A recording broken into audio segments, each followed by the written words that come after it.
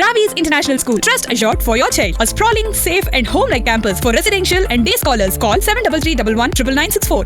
సరే, ఇంతకీ ఫస్ట్ చిరంజీవి గారిని ఎప్పుడు కలిసా, ఎట్లా కలిసా, ఆ సందర్భం ఏంటి, ఆ మూమెంట్ ఏంటి? వీళ్ళందరూ కూడా నేను కళ్యాణ్ గారికి సినిమాలకి పిఆర్ఓగా చేస్తున్నాను.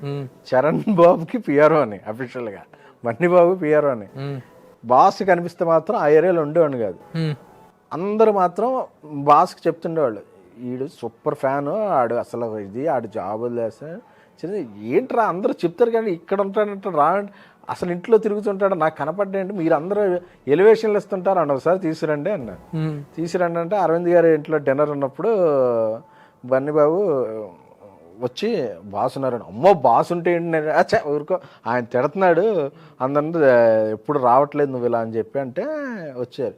వస్తే బాస్ అక్కడ కూర్చున్నారు. ఏమయ్యా ఏంటి అందరూ నీ గురించి చెప్తున్నా కానీ ఏదో హీరో వచ్చే ముందు ఇంట్రడక్షన్లు ఇస్తున్నారు, నువ్వేంటి రావేంటి అంటే నాకు అది భయం. ఎందుకు భయపడుతున్నాను? లేదు ఆ భయం కాదని, మీదంటే భక్తి అయ్యాను రా అని చెప్పి ఆయన చెప్పారు. కోకోనట్ అనేది బ్రేక్ చేసే వరకు హార్డ్గా ఉంటుంది, ఒకసారి బ్రేక్ అయితే అది స్వీట్నెస్ ఇది అవుద్ది. మన మధ్య ఆ షెల్ బ్రేక్ అయిపోయింది, నువ్వు ఎప్పుడు ఉండి ఎప్పుడైనా కనిపించు, అంత అభిమానమే నువ్వు. అందరూ నా గురించి కుమార్ చెప్పాడు, అరవింద్ గారు చెప్పాడు, బన్నీ చెప్పాడు, శిరీష్ చెప్పాడు, నాకు ఇంతమంది చెప్తుంటాడు, చరణ్ బాబు చెప్పాడు. అసలు అందరూ చెప్తున్నప్పుడు ఎందుకు అసలు దూరంగా ఉంటావు, డాక్టర్ మామ చెప్పారు, డాక్టర్ వెంకటేశ్వరి అసలు ఎంత చెప్తూ నువ్వెందుకు అంటే నాకేంటంటే బాస్ అంటే ఇప్పటికీ నాకు బాస్ దగ్గరికి వెళ్ళాలంటే నాకు అదొక భక్తితో కూడిన భయం. అంటే బాస్ దగ్గరికి వెళ్ళి ఏం మాట్లాడేస్తాం అంటే మన ఆరాధించింది మన దేవుడు ఆయనే కదా, ఆయన దగ్గరికి వెళ్ళి ఏం మాట్లాడేస్తాం ఏంటిది, ఆయన దగ్గర మనం ఏం మాట్లాడితే ఏమవుద్దు అని ఆయన అలా ఉంటే, ఆయన ప్రతి సినిమాలో ఉన్నట్టే ఆయన ప్రజెన్స్లోనే ఉంటా, ఆయనకి నేను కనపడినా, నేను ఆయన చూస్తుంటాను. అలా చాలా సంవత్సరాలు దాడి పొద్దులు గడిచినాయి. బట్ ఒకసారి ఓపెన్ అయ్యాక అప్పుడప్పుడు కలవడం ఇక స్టార్ట్. నేనుండగానే వచ్చావు అక్కడికి. అవును అవును. నాకు ట్యాక్సీ వాళ్ళ రిలీజ్ అయినప్పుడు కూడా పిలిచారు, బాగుందని పిలిచి ఒక 2 hours మాట్లాడారు. నెక్స్ట్ సినిమా ఏమన్నా చేస్తుంటే నాకు కథ చెప్పు నేను వింటాను అన్నారు. బాబాయ్ కథ చెప్పమంటున్నారేంటి, మనం నెక్స్ట్ ఏమైనా చేస్తున్నానంటే వేరే ఎవరితో చేసినా నేను వింటానే, నా జడ్జిమెంట్ బాగుంటుంది సార్, బాస్ మీ జడ్జిమెంట్ బాగుపడండి అన్న. ఆ తర్వాత మొన్న వెళ్ళినప్పుడు అన్నారు, ఏం ట్యాక్సీ వాళ్ళ తర్వాత చెప్పమన్నా, మళ్ళీ చెప్పలా, ఇప్పుడు తర్వాత ఏమైనా చేసా అంటే ఆయన సహృదయం. ఇప్పుడు ఆయన కథలు, ఆయన ఫ్యామిలీలో ఉన్న కథలు హీరోలే అంటే నేను ఎవరో ఒక అభిమానం అని చెప్పినందుకు నేను ఒక సినిమా తీస్తున్నా, ఆ కథని పాప ఆడికి ఏమైనా మంచి ఉంటే చెప్దాం అనే ఇది చాలా రేరెస్ట్ థింగ్. ఎందుకంటే ఒక ఫ్యామిలీలోనే అంత ఇది ఉండదు. But we're not family, we're not extended family. మేమెవరో ఆయన అభిమానిస్తామని ఒక్క దీనికి మమ్మల్ని ఆయన అంటే బాస్ను మనం అభిమానిస్తాం, ఓకే, బాస్ మనల్ని అభిమానిస్తాం, అది ఈ కిక్, అది అచీవ్మెంట్, అది ఆయన మంచితనం, గొప్పతనం. అందుకని బాస్ ఎవరన్నా అంటున్నా సరే అసలు అంత మంచి ఆయన ఎవరన్నా అనగలరా అంటే ఆకాశం మీద ఉమ్మిస్తారు మీద పడినట్టు. అంటే నిండైన వ్యక్తిత్వం ఆయన. అలాంటి వ్యక్తిత్వాలు ఎప్పుడో శతాబ్దానికి అలా ఉంటాయి. అంటే బాస్ ఉన్న ఎరాలో మనం పుడతామంతా మనం చేసుకున్న అదృష్టం నేను ఫీల్ అవుతా. Pure heart. ఇప్పుడు ఎస్కేఎన్కి సోషల్ మీడియా యాక్టివిస్ట్గా చాలా వెబ్సైట్స్, ఏవో రకరకాల ప్లాట్ఫామ్స్లో ఎస్కేఎన్ ఈజ్ వెరీ యాక్టివ్. కానీ ఈ ప్లాట్ఫామ్స్ అన్నింటిలో కూడాను మెగా కాంపౌండ్ సినిమాలన్నింటినీ హైలైట్ చేసి ఆకాశానికి ఎత్తేసేసి మిగతా హీరోల సినిమాలను తక్కువ చేసేస్తే వాళ్ళ కలెక్షన్స్ని, వాళ్ళ హైలైట్స్ని తక్కువ చేసేసి ప్రొజెక్ట్ చేస్తుంటాడు అనేటువంటి ఒక ట్రోలింగ్ నడుస్తూ ఉంటుంది నీ మీద. ఇందులో నిజాలేంటి? 100% వేరే వాళ్ళని ఎప్పుడు, నాకున్నది నా ట్విట్టర్, నా ఇన్స్టాగ్రామ్. అందులో నేను ఎప్పుడు ఒక సినిమాని వేరే సినిమాని నేను డిగ్రేడ్ చేయను, అలాగే వేరే సినిమా ఇది లేదు. ఎందుకంటే నేను మాస్ మహారాజ్ రవితేజతో పనిచేశాను పిఆర్ఓగా, రెబల్ స్టార్ ప్రభాస్ గారితో పనిచేశాను, ఆయన పిఆర్ చేశాను, ఆయన సినిమాలు చేశాను. సో ఒక హీరోని అభిమానించడం అంటే వేరే హీరోని ద్వేషించడం కాదు.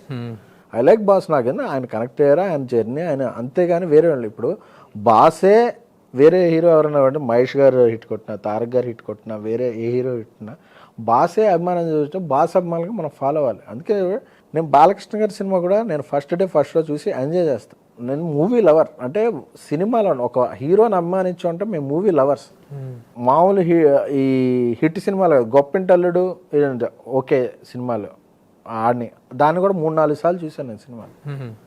మహేష్ గారి సినిమాలు చూస్తా, తెల్లారుజామున 3ంటికే చూసి, మీరు కావాలని నా ట్విట్టర్లో చూడండి, Srimanthudu will be box office Srimanthudu first review నాకు నచ్చితే ఫస్ట్ నేనే పెడతా. టెంపర్ సినిమాలో తారక్ గారు విశ్వరూపం అని పెడతా. ఈ ఆన్లైన్లో ఎవరో ఫేస్లెస్ అనానిమస్ పీపుల్ ఉంటాడు, ఆ వెబ్సైట్ నీదే, ఆ వెబ్సైట్లో నువ్వు రాసుంటే, అరే ఆ వెబ్సైట్ మీకు పిఆర్ఓ ఉంటాడు కదా, ఆన్లైన్లో అడగండి ఆ వెబ్సైట్ ఎవరు ఉంటే వాళ్ళే చెప్తారు. ఆ వెబ్సైట్కి యాడ్లు ఇస్తుంటారు వాళ్ళే. ఏదన్నా వెబ్సైట్లో నెగిటివ్ వస్తే ఆ వెబ్సైట్ నువ్వే రాసావంటే, అరే నేను ప్రొడ్యూసర్ని, నేను ఒక పిఆర్ఓ అని, నాకు లైఫ్ ఉంది, ఇన్ని 10 నేనన్నా రావణాసుడిలో 10 తల్లో 10 చేతులు ఉంటాయా. నా ట్విట్టర్లో, నా ఇన్స్టాగ్రామ్లో వేరే హీరో గురించి కానీ వేరే వాళ్ళ గురించి ఒక్కటైనా రాంగ్ కామెంట్ ఉంటే దానికి నేను రెస్పాన్సిబుల్.